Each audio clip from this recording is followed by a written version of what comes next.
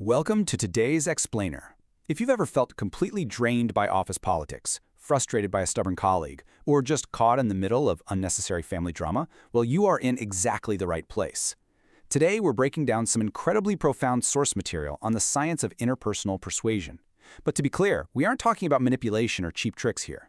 We're talking about building what the author calls a tough self, a resilient mind that can naturally navigate friction, command respect, and quietly persuade absolutely anyone, from a junior employee all the way up to your most intimidating boss.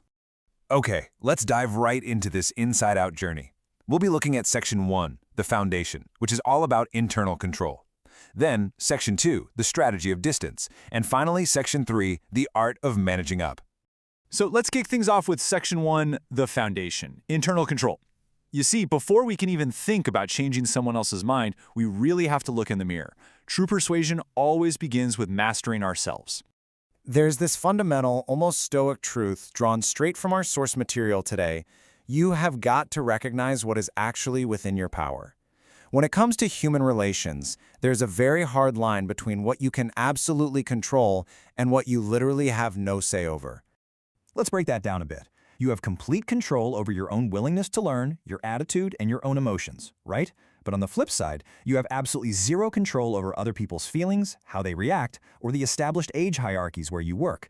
And honestly, friction explodes the second we try to force control over those external factors instead of just focusing purely on our own internal posture. So the crucial point here is that the ultimate thing existing totally outside your control is another person's emotional state. Because of that, governing your own emotions, this concept of strict self-control, or chikotoge, is really the only reliable tool you've got in any conflict. It's the absolute bedrock of building a tough self. Which brings us to this incredibly powerful definition from the text. What does persuasiveness actually look like? Well, it's the honest, humble starting point of possessing the willingness to learn from absolutely anyone, regardless of their status or age. True influence isn't about, talking over people or proving you're the smartest person in the room. It's about adopting a genuinely receptive posture. When you have that honest desire to learn from others, even those you totally disagree with, you are laying the groundwork for real persuasion. Moving right along to Section 2, the strategy of distance in general relations. Now we're projecting outward, focusing on our peer-to-peer dynamics. To survive and really thrive in any workplace, you absolutely have to acknowledge differences in standpoints. And doing this requires a universal adjustment principle. Simply put, deliberately adjusting the emotional and physical distance between yourself and others is exactly what makes human relations run smoothly. Let's look at the spectrum of this distance, which the text refers to as acuity. As humans, we kind of have a terrible habit of going to extremes, don't we? Step 1 shows what happens with people we like. We pull them entirely too close, and that leads to enmeshment, blurred boundaries, and eventually, friction. Step 3 shows our reaction to people we dislike. We push them entirely too far away, creating total separation and a complete breakdown in communication. What we constantly need to strive for is Step 2, the sweet spot, maintaining an appropriate, measured distance regardless of our personal feelings. Our source material provides a wonderfully relatable example of this, using family dynamics, specifically a mother-in-law and a daughter-in-law. If a mother-in-law steps directly into the absolute closest space of her son and daughter-in-law's relationship to state her opinions, well, it doesn't solve anything, it just causes a total war. However, if she views them as a separate entity and takes just a slight step back, she maintains the peace. That deliberate retreat, that spacing, is the actual key to harmony. And this brilliantly illustrates the core rule of everyday interactions. Friction happens when structural distance breaks down. Whether you're navigating a super tense office environment or a complex family gathering, managing this structural distance, basically refusing to get too enmeshed and refusing to completely isolate, is absolutely your best defense against unnecessary drama. All right, that brings us to Section 3, managing up, the art of persuading superiors. Let me pose this question to you. Think about that stubborn boss, that senior manager, or maybe an older family member you've really struggled with. How do you successfully persuade someone who has more authority, more years on the planet, and a lot more experience than you do? If your immediate answer is by using bulletproof logic, well, the source material has a bit of a reality check for you. Pure logic usually fails completely against a seniority-based hierarchy. Instead, the text introduces a much more effective tool, the concept of kawaii-ji, which translates to a kind of charm, lovability, or endearing humility. To move as superior, you have to understand the power of becoming a charming, receptive person. The psychology behind this is fascinatingly simple. Think of it as a secret way to hack a hierarchy. If you approach a superior with a rebellious, cheeky, know-it-all attitude, their defenses shoot right up and they will use their authority to shut you down.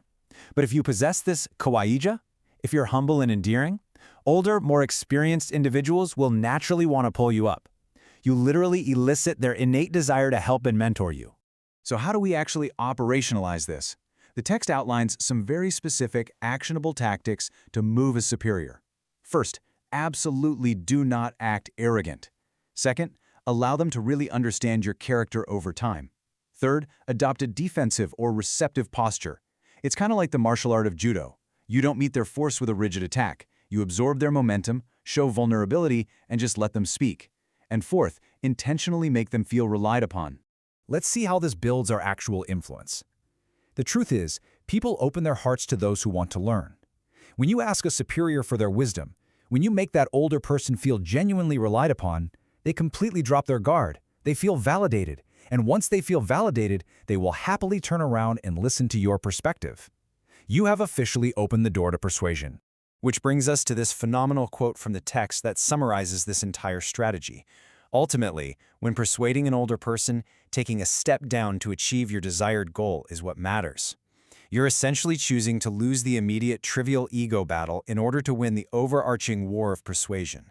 This ability to intentionally lower yourself, to utilize charm and distance rather than brute force, well, that's the ultimate hallmark of having built a truly tough self. So, I want to leave you with this final thought. Think right now about the most difficult relationship in your life. Are you aggressively fighting them on their turf? Or are you ready to apply jikotage for self-control, manage the kyori or distance, utilize a little kawaii or charm, and take a step back to learn? The science of persuasion really is in your hands. Thank you so much for joining me on this explainer, and I'll see you next time. Welcome to this analysis. Today, we're going on a seriously fascinating inside-out journey of personal transformation. You know, if you've ever found yourself wondering what actually separates the people who achieve their grandest visions from the folks who just stay stuck, well, you're absolutely in the right place. We're going to break down the mechanics of realizing your ideals and look at how you can practically rewrite your own destiny using some incredibly profound source material. Okay, let's dive right into this. Why do some people realize their ideals while others fail? It's literally one of the most frustrating realities of life, isn't it? You know that feeling? Feeling totally stuck in a stagnant career or on a life path that just doesn't seem to be going anywhere, while other people just seem to effortlessly cruise toward their goals. Well, the text we're analyzing today gives us a remarkably empowering and honestly deeply structural answer to this exact problem. Here's our roadmap for the analysis. We're going to hit 5 main points today: strengths, change environments, rewriting destiny, attracting benefactors, the true meaning of patience, and finally, polishing your inner diamond. Let's get started. Starting off with Section 1, Strengths, Change Environments, the inside-out approach. You know, when we get dissatisfied at work or just in life generally, our absolute first instinct is usually just to jump ship, right? To force some kind of outward change. But our source material deeply challenges that instinct. The core principle here is that the self and the environment are actually in a constant state of mutual influence. So if you focus on stretching your strengths and really growing your abilities, your environment is going to inevitably transform around you. It's a total inside-out process. You don't necessarily have to change the environment yourself, because if your internal capacity upgrades, your surroundings literally cannot stay the same. Let's look at how these two approaches compare.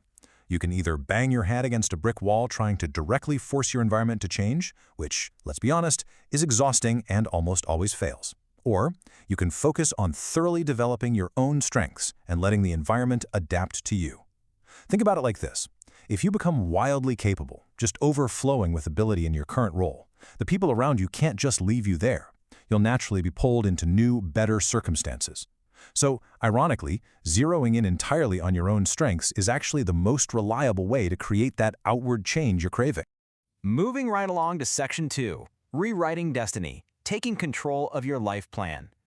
Now, what's really interesting here is when we zoom out to the macro view of our lives. The text makes this brilliantly empowering assertion. Our destiny is not perfectly fixed before we're born. Sure, we might start with a baseline life plan, but conditions change as we live. Your earthly efforts allow for some serious course correction. If you put in the work and stretch your capabilities way beyond that initial baseline, you literally rewrite your own destiny. You aren't just an actor playing out a pre-written script, your effort makes you the co-author of your entire life. Next up is Section 3, Attracting Benefactors. You cannot do it alone. Okay, so we just established that effort is deeply personal and internal, right? But realizing massive life-changing ideals? Yeah, that almost always requires outside help. And that brings us to this really fascinating concept from the text, kijin, which translates to a noble benefactor. A kijin is basically a person whose presence, guidance, and power significantly shift your destiny for the better. The author actually states that the intervention of others, specifically encountering these benefactors, is the definitive factor in drastically changing your fate. Because ultimately, you can't decide your final destiny completely on your own. Eventually, you need the leverage and power of other people. So, the big question is, how do you actually attract a kaijin into your life? Well, you definitely don't just wait around hoping to be discovered. The text outlines that you have to avoid relying solely on self-determination, while at the exact same time engaging in rigorous self-discipline and daily effort. You basically have to accumulate what they call virtue, or toku, over time, and really expand your internal capacity to handle success. The secret here is that great mentors and benefactors are naturally drawn to people who have already put in that hard, invisible daily work. You end up drawing out their support as a totally unavoidable result of your own dedication. All right, on to Section 4, the true meaning of patience, weathering the cycles. Now, this is often the absolute hardest part of the entire journey, enduring the passage of time without losing hope or, giving in to crippling anxiety. The text offers a really profound warning about this. Patience isn't just sitting around passively waiting. It's actually the most vital core of realizing your ideals. If you hold on to this grand ideal, but you lack the patience to let it manifest at the right time, that beautiful goal actually twists into an unhealthy attachment. It creates suffering and anxiety instead of motivation. So you have to learn the rigorous discipline of truly enduring time. And this brilliantly illustrates how human life operates in macro cycles. The text points out that, say you make a wrong choice at a turning point, let's call that year 0, you might actually experience a sinking phase for about 5 years, and it might take a full 10 years just to rise back up to your original baseline. When you view your life stretched out on a timeline like this, you suddenly realize that a current slump is just a temporary phase in a much grander scheme. You need the profound patience to just ride out these 5- and 10-year waves. During these long, super frustrating periods of delay, the text prompts us to ask a really deep question. Are your goals actually aligned with the will of heaven? When you're suffering through a waiting period, you've got to take a step back and deeply reflect. Are your desires true, deeply rooted ideals, or are they maybe just shallow, misaligned wishes? Because sometimes what we think we want isn't actually what's meant for us, and the friction of waiting literally forces us to course-correct our desires to align with a much greater purpose. And finally, Section 5, Polishing Your Inner Diamond, the Value of Failure. This section is where we reframe all those nasty setbacks and the inevitable psychological pain of the journey. The author drops this slightly humorous but just brilliant metaphor. You cannot polish a diamond with things like tofu or konjac. It's such a striking image, isn't it? A diamond is incredibly hard. If you only rub it against soft, comfortable things like tofu, it is never, ever going to shine. Soft, easy environments simply cannot forge great talent or reveal your inner brilliance. So, what exactly are these hard materials in real life? Well, they're your failures, your frustrations, the unfair criticisms you face. Without them, your inner diamond just remains totally dull. The text explains that experiencing these small, painful setbacks is actively preparing you for much larger ones. They are exactly what you need to cultivate true grit and courage. Life's painful setbacks aren't punishments. They're literally the exact friction required to develop enduring strength. Let's look at how all this builds into our final state of mind. When you survive these incredibly tough periods, you eventually develop the grit to just take a step back.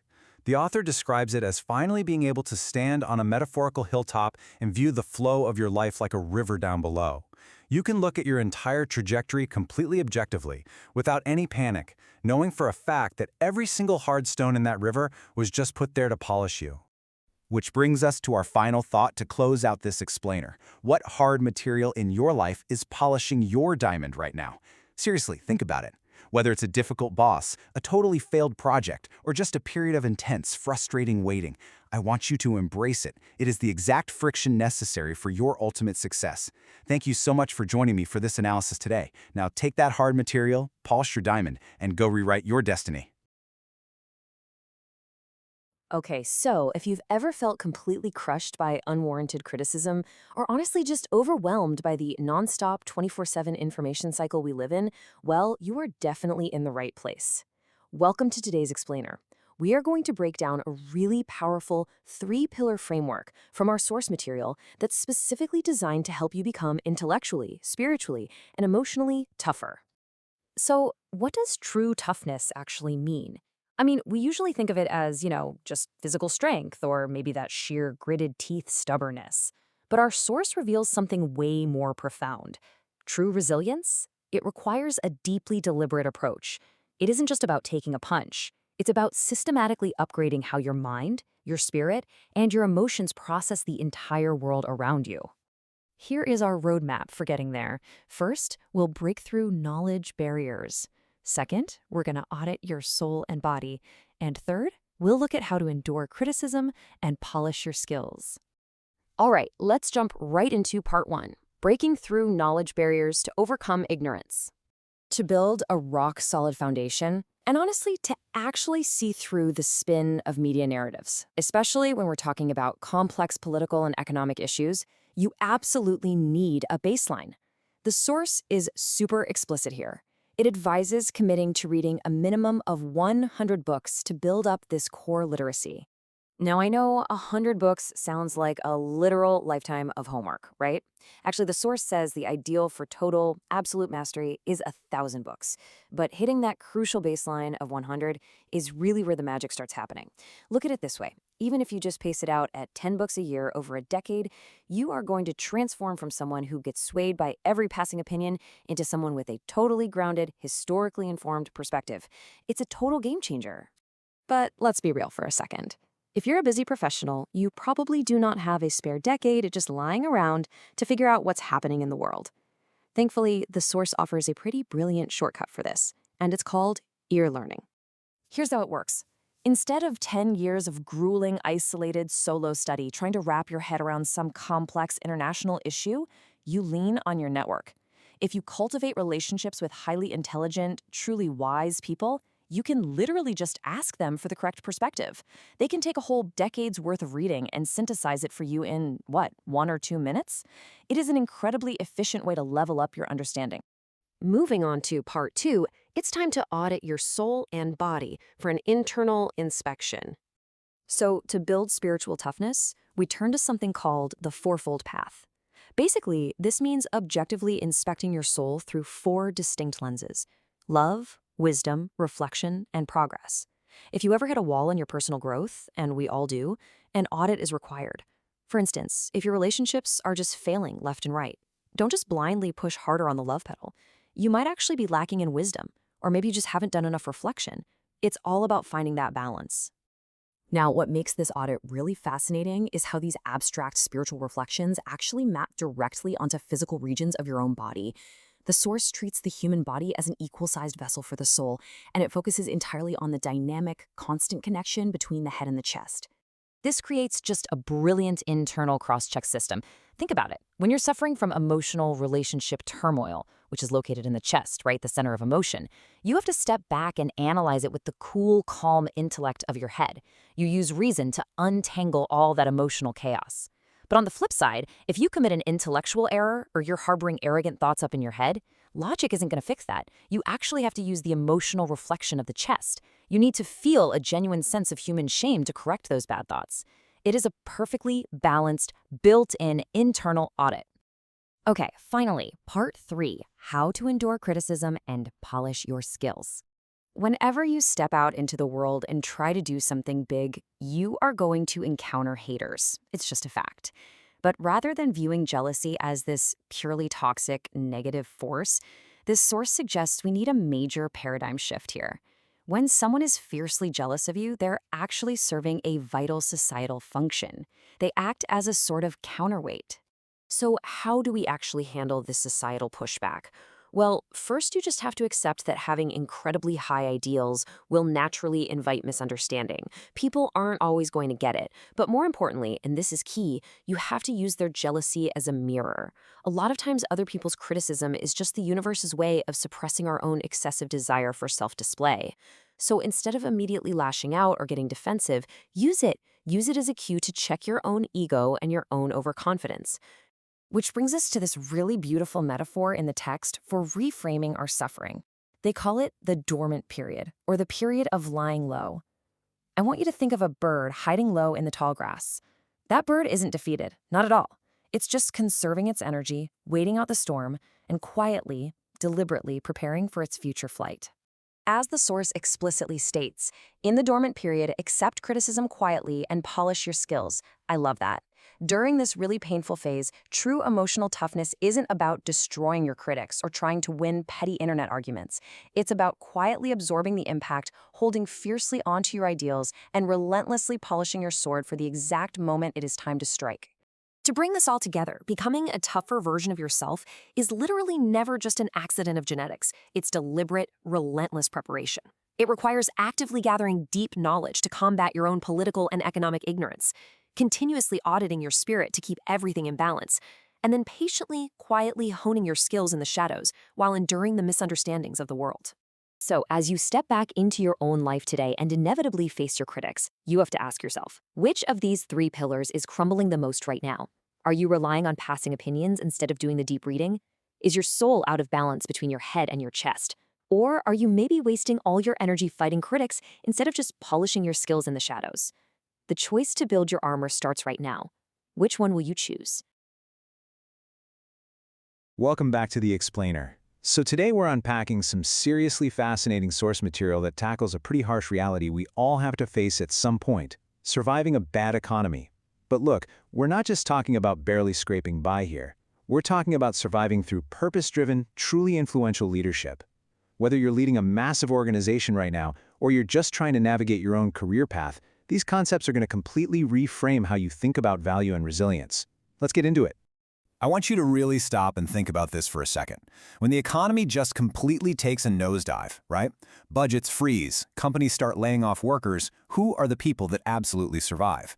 It's a visceral, kind of uncomfortable question, to be honest. But answering it honestly, that is the very first step toward bulletproofing your career. Okay, let's map out where we're going today. We're going to start with the rule for market survival, then look at becoming a truly necessary entity. From there, we'll explore the multiplication of wisdom and courage, how to polish your own unique weapon, and finally making that big leap from private to public happiness. So, part 1, the rule for market survival. We have to kick things off by acknowledging a pretty uncompromising reality.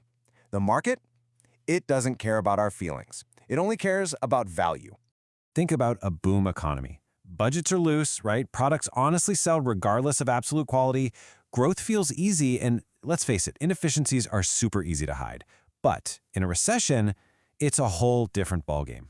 The market engages in strict, ruthless selection. People literally stop buying out of habit. To survive here, a business, or honestly an individual, has to definitively prove their necessity, all while figuring out how to dramatically lower costs. That margin for error, poof, it completely disappears. So what do you actually do when the going gets tough? Well, our source material provides some incredibly practical, hard-hitting advice for these downturns, framing it as essential self-help effort. It all comes down to a relentless focus on cost and efficiency. You've got to lower unit prices, aggressively eliminate waste, maximize quality with minimal staff, and, this is a big one, ensure absolutely zero defective products. A single defect isn't just a tiny mistake, it's a breach of trust you literally cannot afford when times are tight. Moving on to Section 2, becoming a necessary entity. Because look, cost-cutting and efficiency, those are great defensive maneuvers, but they just aren't enough on their own. You have to pivot. You have to become fundamentally indispensable. I want this question to really pierce through the noise of your day for a minute. Are you truly a necessary person to your company? If your role vanished tomorrow, would the whole system collapse, or would it just hum along without you? Yeah, it's a tough pill to swallow. But evaluating your true objective worth is exactly what this source material demands we do. Just keeping a seat warm or having a decent product simply isn't enough anymore. The text is super clear here. You must explain the necessity and provide what people actually want. You have to actively prove your added value to the buyer or your employer day in and day out. Think about it. People don't retain employees just because they exist, right? They keep them because they fill a vital, absolutely unignorable need. So the ultimate unbending rule to avoid being weeded out by the market? It's actually not some complex financial trick. It is simply this: becoming a necessary company or a necessary human being. That's it. When you're necessary, you aren't just surviving the storm, you're the anchor holding everything else in place. All right, Section 3, the multiplication of wisdom and courage. We're zooming out now, moving from micro-level business tactics to the macro level of profound leadership. How do you actually become that necessary leader?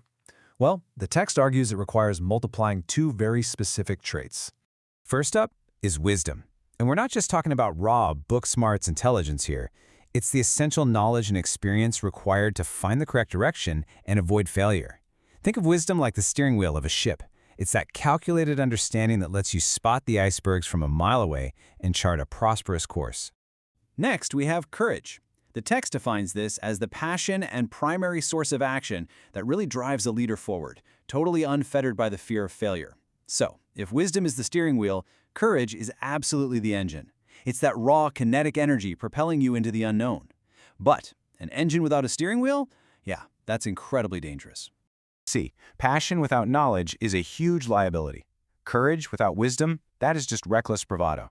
If you charge forward without experience, you risk destroying yourself and literally everyone around you. But, and this is a massive core insight from our source, when you successfully combine the two, when wisdom directs courage, it creates what the text calls justice. True, righteous leadership requires both: the wisdom to know the right way and the courage to actually go that way. Which brings us to Section 4, polishing your own weapon. So how do we actually develop these virtues into market-ready skills? How do we make ourselves undeniably necessary? The source shares this incredibly fascinating historical anecdote about Sakamoto Ryoma. Now, if you don't know him, he was a wildly influential figure who helped overthrow the Japanese shogunate. But here's the thing. Ryoma didn't start out as some grand political visionary. Not at all. He started by mastering the sword. He polished a single, distinct weapon, his swordsmanship, and that gave him the foundational discipline and reputation he needed to later wield massive national influence. He built a deep core competency first. We can actually break this historical metaphor down into steps you can use right now. Step 1. Pick a specific niche. Seriously, don't try to be everything to everyone right out of the gate. Step 2. Master it. Become undeniably excellent and build a rock-solid reputation in that one area. And finally, Step 3. Expand your impact. Once you've got that deep foundation, your sword, so to speak, you can leverage it to lead in much broader, more complex arenas. And that leads us perfectly into our final section, from private to public happiness. We've talked about survival, indispensability, and building your skills. Now we reach the absolute highest level of the author's leadership philosophy.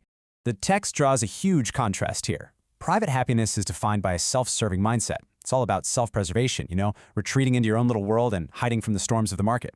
It's comfortable, sure, but it's small. On the flip side, you have public happiness. This is the noble, outward-facing goal of true leadership. It's about taking that polished weapon of yours and applying it for the greatest good of the many. It's stepping out into the storm to literally build a shelter for others. Now, I want to point out that the source has a very nuanced view of this balance. True leadership definitely requires personal peace and quiet reflection, so you can maintain your sanity and sharpen your wisdom. But you can't stay hidden in that quiet forever. A true leader must eventually step into the public arena and bravely pioneer that public happiness, fighting for the well-being of their organization, their team, and society as a whole. Which brings us to what I think is one of the most powerful paradoxes in this entire text. As long as you are only practicing self-preservation, private happiness will absolutely never visit you. Let that sink in. If you spend all your energy just selfishly guarding your own peace, you basically guarantee you're going to lose it. True fulfillment, it only really comes when you turn your focus outward and use your talents to create value for others. As we wrap up this explainer, I want to leave you with one really provocative question. What is the greatest weapon you have to serve the world? Look, surviving the toughest economies isn't just about cutting costs. It's about becoming completely indispensable. It's about combining wisdom and courage to create justice, mastering your specific niche, and pioneering public happiness. So take a hard look at your own skills. What is your sword? And how are you going to use it to lead? Think on that for a bit, and we'll catch you in the next explainer. Welcome to The Explainer. Today, we're going to completely shift your paradigm on what it actually means to lead, to elevate a team, and ultimately to build unbreakable trust. If you've ever felt stuck somewhere between just managing everyday tasks and truly inspiring the people you work with, well, you're in exactly the right place. Let's get right into it. We're diving into some fascinating source material today, a book called Power to Influence by Ryuho Okawa. We're looking specifically at Chapter 2, which uncovers the profound difference between just managing people on a surface level and genuinely nurturing them to increase trust. It's totally going to challenge us to rethink the traditional mechanics of management. But before we get into the really practical techniques, I've got a question for you, and I want you to answer it honestly. Are you managing for your team's growth, or are you managing for your own ego? According to our source material, this simple, kind of uncomfortable reflection is the absolute dividing line between toxic management and true, impactful leadership. So, here's our agenda for today. 1. Love or ego. 2. How to scold competent subordinates. 3. Consideration for those lacking ability. 4. Pathos and agape. And finally, number 5, the 2 wheels of love and wisdom. Let's do this. Section 1. Love or ego. Now, the text bluntly calls out some pretty toxic management behavior here. It points out that way too many managers fall into the trap of using their staff merely as stepping stones, literally just tools for their own self-realization. I mean, think about it. If a manager is out there stealing the team's credit, that reveals a purely ego-driven motive, right? True leadership, or what the text calls a leader's love, requires actively guiding others from a much higher, unselfish perspective without trying to steal the glory. Because of this, you've got to ruthlessly and constantly audit your own motives as a leader. If you're trying to push your own selfish desires onto your team and just wrapping it up in the guise of guidance, you are totally missing the mark. The reality is, if the person at the top lacks the right awareness, everybody underneath them is just left completely in the dark, wondering how they're even supposed to navigate their own growth. All right, moving on to Section 2, How to Scold Competent Subordinates.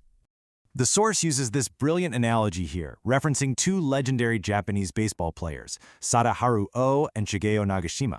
It says that, as a leader, you've absolutely got to read your subordinate's specific personality. So if they're the highly capable but maybe a bit sensitive O type, you need to correct them quietly, behind closed doors, to protect their pride. But if they're the cheerful, super resilient Nagashima type, you can actually scold them publicly. Why? Because it serves as a great example to fire up the whole team, and that specific individual will just bounce back the very next day with even more energy.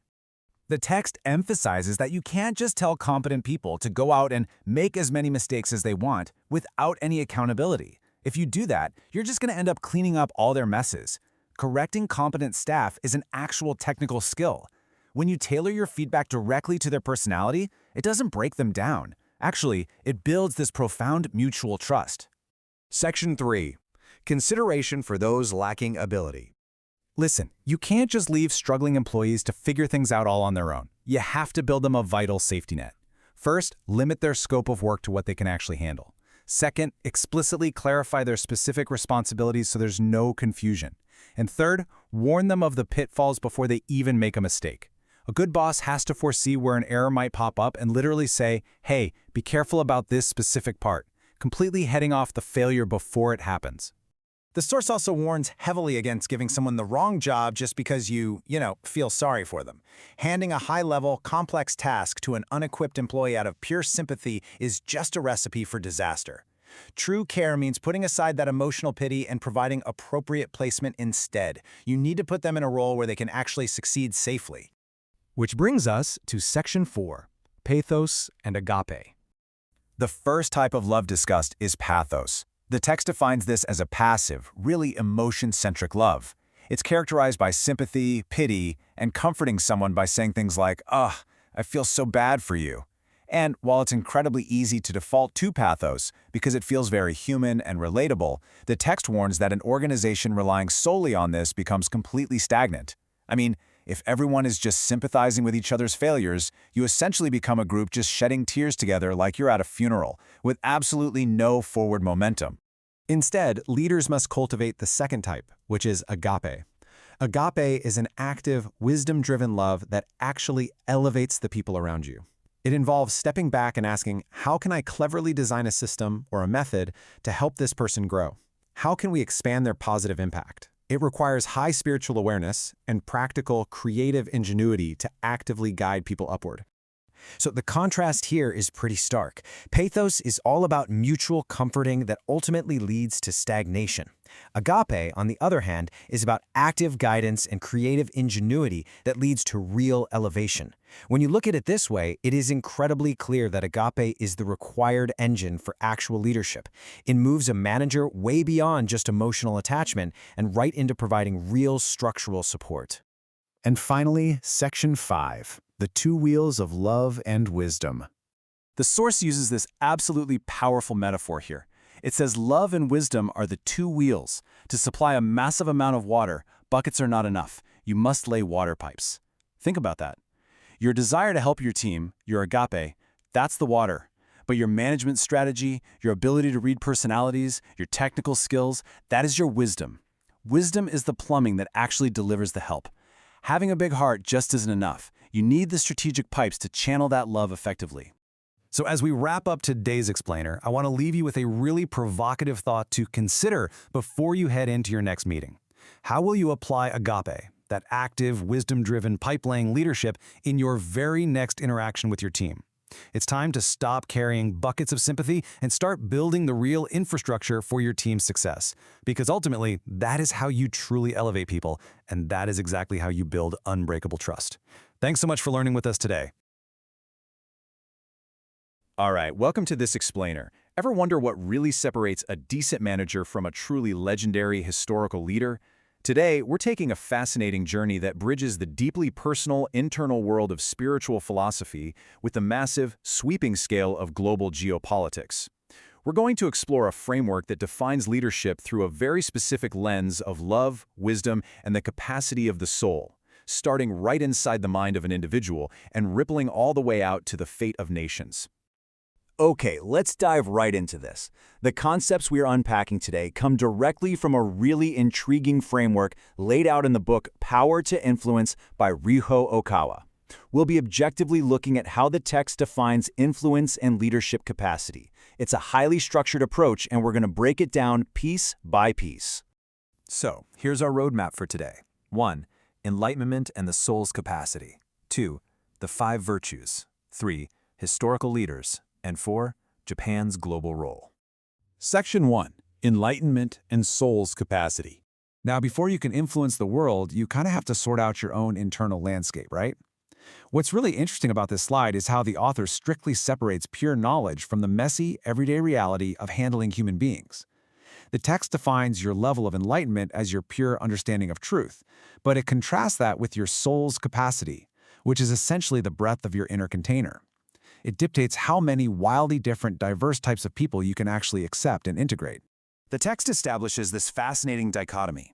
The author points out that you could literally have two individuals with the exact same level of spiritual understanding, the same enlightenment, but they will have vastly different leadership potential if one of them has a larger soul's capacity. Think of it like a giant puzzle. The author argues that someone with a really deep but narrow adherence to pure knowledge might actually hit a ceiling. Picture a monk completely isolated in a monastery, right? Incredible insight for sure, but toss them into the turbulent waves of modern society and they might really struggle to lead.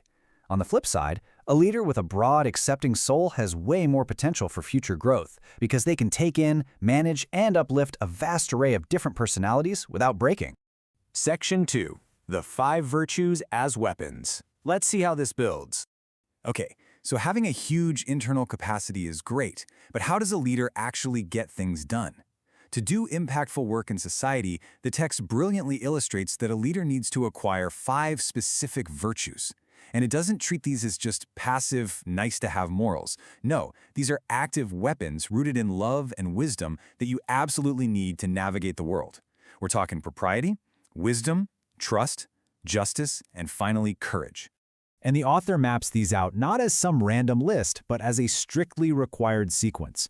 You have to start with propriety, literally just having the basic manners and etiquette to be accepted by society. That gets your foot in the door. Then you gain wisdom through experience. That wisdom allows you to build trust and human networks. And with that solid network, you can establish justice, learning what is right and avoiding what is wrong.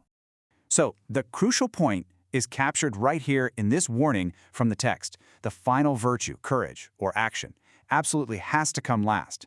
If you just jump in and act on raw bravery without first having propriety, wisdom, trust, and justice, according to the text, you aren't leading. You're actually just acting out of reckless self-preservation, and you become a literal danger to unready societies. Makes sense, right?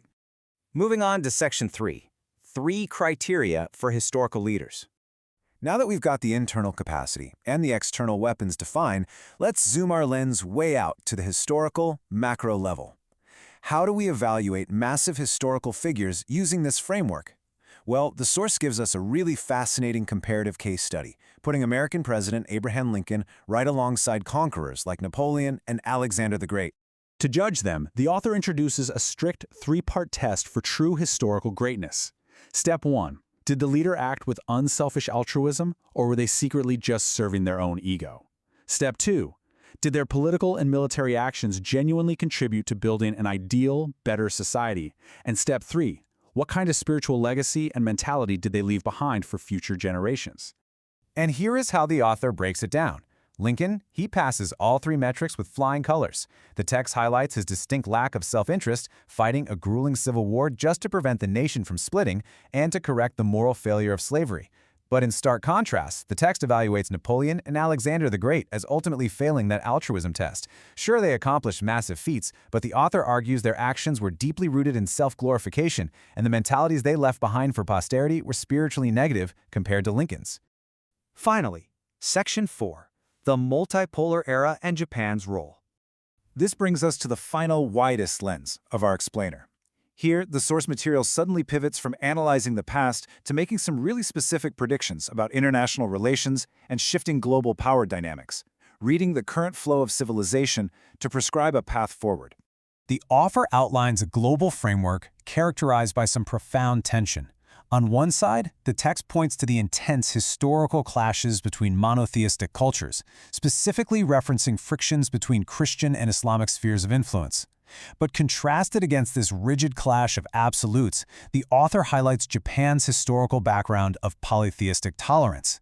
It's a cultural soul's capacity that is inherently wired to be more accepting of diverse values. So what does this all mean? Ultimately, the source concludes that in our current multipolar era, where absolute ideologies frequently collide, Japan is uniquely positioned to bridge these cultural divides. The author suggests Japan should leverage its inherent tolerance to play a middle-way leadership role, acting with diplomatic wisdom to maintain cooperative ties with the U.S., while simultaneously stepping up to help revitalize the wider Asian region. We've literally traveled from the deepest inner workings of a single mind all the way out to the sprawling stage of global civilizations. Whether you're leading a small team or looking at the world stage, the framework we explored today asks a really demanding question. Pure understanding is vital, but without a broad, tolerant capacity to handle others, your influence hits a wall. So as you look at your own journey, which will you focus on cultivating first? Your strict understanding of the truth or the tolerant capacity of your soul? Thank you so much for joining me for this explainer. I hope it gave you some incredible new perspectives to think about. Welcome to today's explainer. Look, if you're a high-achieving professional, a business leader, or really just someone juggling a massive amount of responsibility, you absolutely know the feeling of a chaotic mind. It's that constant pressure, the endless to-do lists, the feeling that you literally just can't shut your brain off. It's exhausting, right? But what if the very traits that make you so successful are the exact same things keeping you from finding peace? Today, we're going to unravel exactly how high achievers can tame their chaotic minds and find a truly sustainable path forward. So let's dive right in. Our roadmap for this analysis is a really fascinating book called Power to Influence by Ryuho Okawa. Specifically, we're zooming right into part 3 of the text, which tackles a highly practical issue: the secrets to overcoming business stress. The author breaks down the psychology of the busy professional in a way that just hits the nail on the head. We'll be pulling out direct, actionable insights from this text to figure out how you can maintain your competitive edge without, well, losing your mind. Let's kick things off with a bit of a paradox. Why is it that the most capable, successful people out there are usually the ones who struggle the absolute most to maintain a calm mind? You'd think highly competent people would have everything perfectly under control, right? Well, the source material actually validates that intense pressure you might be feeling. It argues that your sheer capacity to do great work is actually the exact thing making inner peace so incredibly difficult to grasp. Which brings us to Section 1, the trap for capable people. The text introduces this incredibly vivid metaphor called the thousand-armed Kennen. In Buddhist imagery, this is a deity with 1,000 arms, capable of reaching out and saving many people all at once. Now, as a business elite, you probably aspire to be exactly like this, right? You want to flawlessly juggle dozens of tasks, manage your teams, put out fires, and drive growth all at the exact same time. And hey, it's a noble ideal. But the text warns that this ambition actually traps capable people in a relentless cycle. When your brain is completely hardwired to be this thousand-armed force of nature, actually cultivating a peaceful, calm mind becomes agonizingly out of reach. But the author drops a pretty sharp reality check here. No matter how much you want to do this and that, this world doesn't work that easily. When you have this unchecked, burning desire to just constantly conquer more tasks, to have your hands in every single little detail, you end up spreading your mental energy incredibly thin. For business elites, this means simple practices, like meditation, or taking a moment to breathe, or just sitting in quiet reflection become almost impossible. Your brain is so obsessed with execution that it literally forgets how to rest. So how do we actually break this cycle when we're in the middle of a chaotic workday? Let's look at Section 2, Reset with Breath and Smile. The source lays out this super actionable 4-step lifeline for those moments when you feel that stormy mental state completely taking over. First, physically remove yourself from the environment. Step away to the washroom, which, let's be honest, is sometimes the only true sanctuary we get in a busy office. Second, take just 1 single minute to breathe deeply. Third, look directly at your own reflection in the mirror.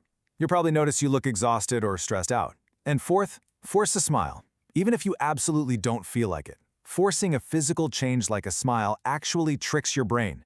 It consciously alters your mood and helps clear out all that irritation and gloom that builds up from dealing with endless emails and complaints. The whole point of this physical reset is to force a conscious mental pivot.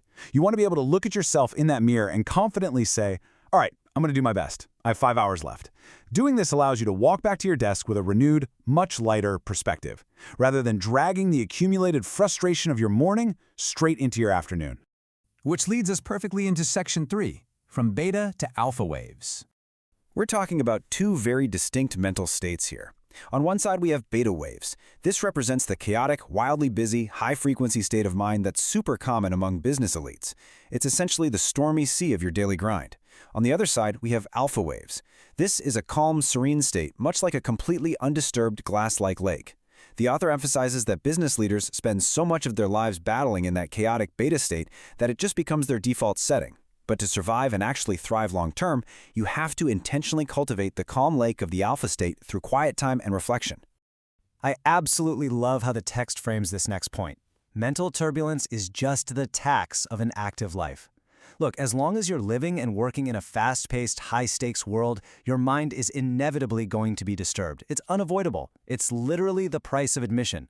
However, just because you have to pay the tax doesn't mean you let it bankrupt you, right?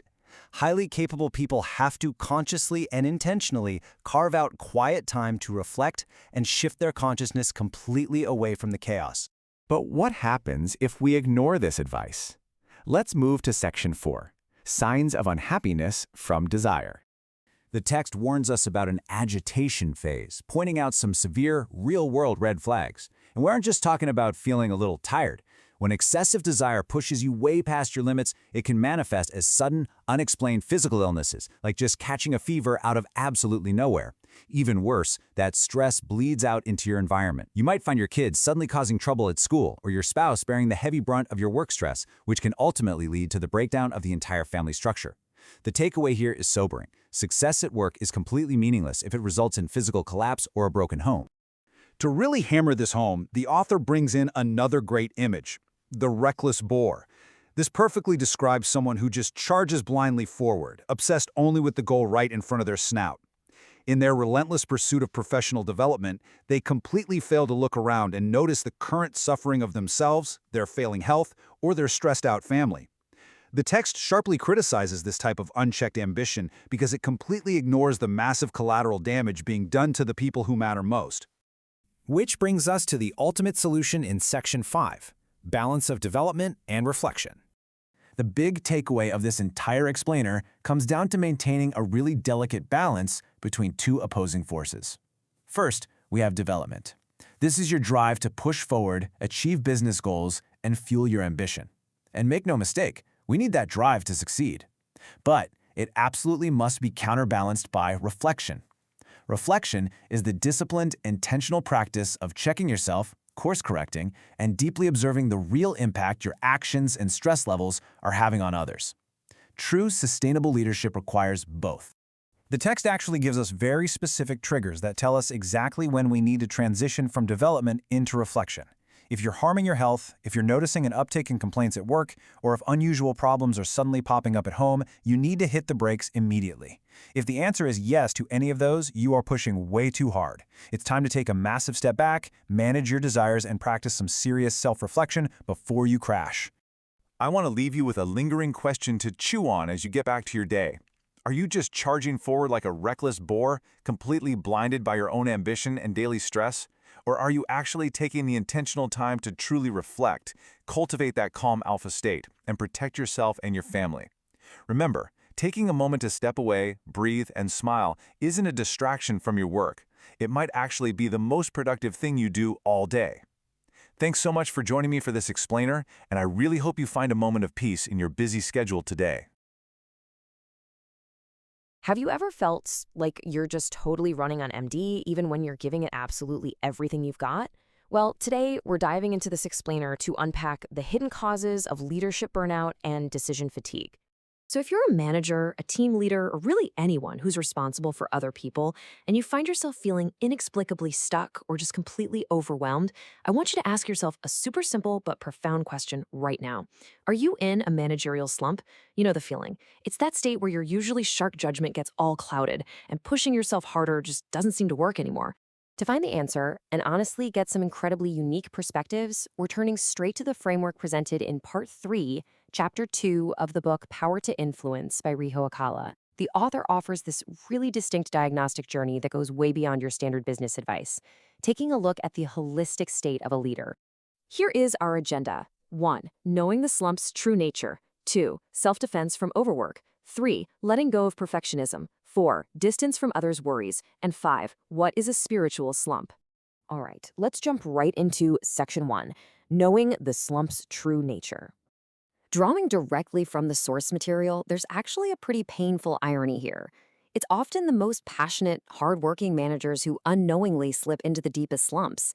Think about it. It's rarely the lazy ones who burn out, right? It's the ones who care deeply. So we really need to explore the concrete causes and preventions of this state. Which brings us to Section 2, Self-Defense from Overwork. The source material suggests a brilliant little self-check for your stamina. Are you constantly exhausted? Do you feel like you have diminished mental energy? But here's the real kicker. How far into the future can your intellect comfortably project right now?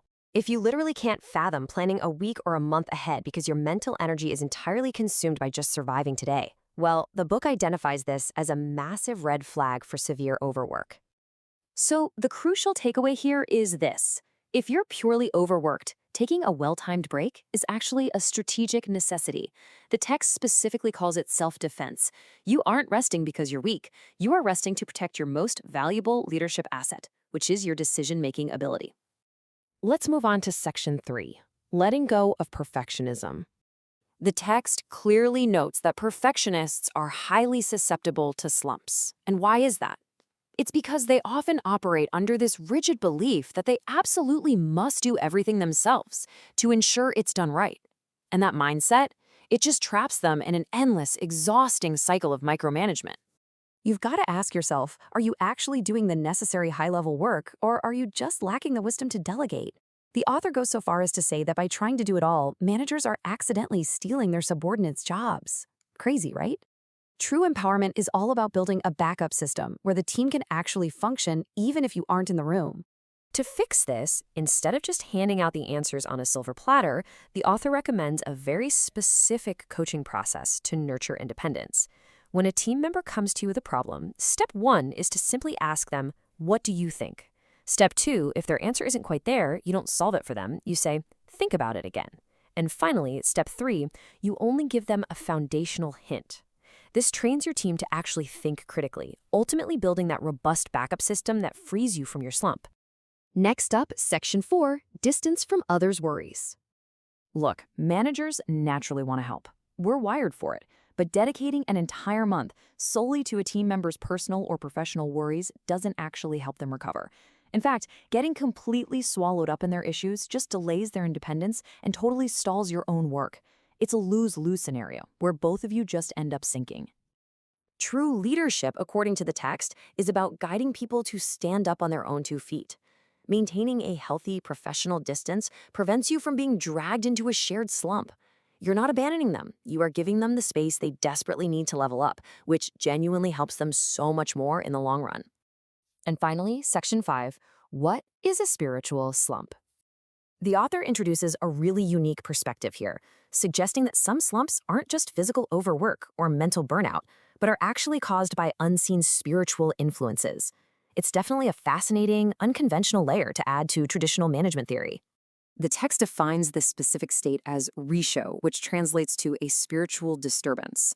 The author posits this as a condition where a person is affected by negative, unseen spiritual forces. When this happens, it's like a leader's vision essentially turns dark. They become overwhelmed by melancholy, and their ability to make crisp, clear decisions is severely dulled. So how do you know if you're dealing with this? According to the book, you should look out for a specific checklist of symptoms. A heavy, lethargic body that just doesn't recover with sleep, constant unexplained irritation, negative or foolish thoughts looping in your head, a total inability to make clear conclusions, and a sudden deep distrust of both yourself and your team. If you're experiencing these, the author suggests you might be facing this unseen type of slump, rather than just everyday fatigue. The text emphasizes that when these profound symptoms appear, whether you view them as deep psychological burnout or through the author's spiritual lens, the crucial step is realizing you are not Superman. You're human. Properly diagnosing the nature of your slump and just admitting that you've hit a wall is the absolute required first step toward finding the right countermeasure. Ultimately, the big takeaway from this explainer is that overcoming a slump isn't just about grinding harder. It requires brutally honest self-awareness across literally all levels of your life. You have to check your physical exhaustion, audit how well you are empowering your team rather than stealing their work, assess your emotional boundaries, and even evaluate your overall spiritual or mental state. So, I'll leave you with this provocative question to ponder today. Take a hard look at your own workflow right now. Which diagnosis fits your slump?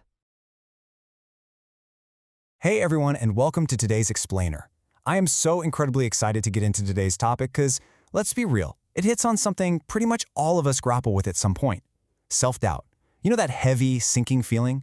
If you've ever felt totally paralyzed by your own insecurities, or if you're just wishing you could build this unshakable, solid core, you are absolutely in the right place. Today, we're going to unpack exactly how to break free from all that heavy mental baggage and develop a profound and honestly, completely liberating view of life. So let's jump right in. The insights we're exploring today come straight from a really fascinating book called Power to Influence by Ryuho Okawa. And while a lot of people praise this book for its business and management wisdom, what we're looking at today goes way, way deeper than just workplace strategy. We're talking about the timeless principles of spiritual and personal leadership. Basically, it's all about how you manage your own mind before you can ever even think about influencing the world around you. To kick things off, I've got a slightly weird question for you. Are you trapped in an octopus pot of your own making? I know. It sounds a little out there, but just think about it for a second. Do you ever feel totally stuck in this rigid cycle of comparing yourself to other people and always feeling like you're coming up short? Well, this super striking visual of an octopus pot perfectly captures what it actually feels like when we let our own insecurities completely box us in. To figure out how to bust out of this trap, we're focusing on Part 3, Chapter 3 of the source text, which is all about cultivating a deep view of life and true confidence. And I gotta say, this specific chapter is incredibly powerful. It takes us on a real journey. It doesn't just gloss over our inner struggles or anxieties, it fully acknowledges them. But then, it hands us this crystal clear philosophical roadmap to pull ourselves right out of the dark and step into a much more, liberating way to live. Okay, so here's our quick roadmap for this explainer. 1. The octopus pot of inferiority. 2. Unshakable true confidence. And 3. Conditions for a refreshing life. Let's start with Section 1, the octopus pot of inferiority. This metaphor is just brilliant for showing what our core problem really is. The text talks about an octopus hiding inside a pot down on the ocean floor. When it feels threatened, what does it do? It hides in the dark and it clings super tightly to the inner walls with its suckers. And you know what? People suffering from an inferiority complex do the exact same thing. We retreat inward. We cling for dear life to our own fixed ideas and insecurities. But here's the tragedy, and honestly, the massive hope in all of this. Just like that octopus, we aren't actually trapped. We're confining ourselves. We could literally just choose to unstick our suckers, step out of our own heads, and swim freely right into the vast, beautiful ocean outside. But if we choose to stay hiding in that pot, we usually fall into this other agonizing trap. We start wildly swinging back and forth between feeling totally inferior and then suddenly feeling superior. It's this frantic pendulum swing. One minute you're paralyzed by self-doubt, and the next you're masking it all with this fake puffed-up sense of superiority just to protect your fragile ego. It is exhausting, because both of those extremes rely 100% on comparing yourself to others and begging for external validation. You're basically handing over the keys to your own happiness to everyone else. So how in the world do we break this exhausting cycle? Well, the text offers a massive paradigm shift. It presents love as the key. Now, hold on, not romantic love. We're talking about a deep, empathetic love for others. The big idea here is that instead of spending all your precious time and energy agonizing over your own inferiority, you just shift your focus. You step outside yourself and you empathize with the struggles of other people. You sit with them, you struggle alongside them. By focusing on helping someone else with their pain, you actually escape the confines of your own ego. It is this beautiful paradox. By turning your focus outward to help others, you end up expanding your own internal capacity, and you finally break out of that octopus pot for good. Moving on to Section 2, Unshakable True Confidence. Now, what's super interesting here is the really sharp line drawn between true confidence and just, conceit or hubris. A lot of times, when people try to act confident, they're really just being arrogant, which is incredibly fragile, right? They're always on the defensive. But true confidence, that is completely independent of external relationships or evaluations. A person with genuine confidence isn't swayed or hurt by the words, the praises, or the criticisms of other people. Their foundation is entirely internal. It seriously doesn't matter if the crowd is cheering or booing, their core stays completely still. So the million-dollar question is, how do we actually cultivate that? The source lays out a really practical daily process. It starts by using spiritual or Buddhist truths as your foundation, your measuring stick. Not whatever is trending on social media, not what your neighbor thinks. Every single day we face countless choices, right? The goal is to make choices that align closer to this spiritual truth, closer to a Buddhist heart, essentially. And it's not about taking one massive dramatic leap. No, it's about the consistent accumulation of these correct, truthful choices over time. As you stack these right choices day by day, they slowly solidify into this unshakable core. You establish a much higher spiritual state, and you vastly increase your soul's capacity. And that brings us to Section 3, Conditions for a Refreshing Life.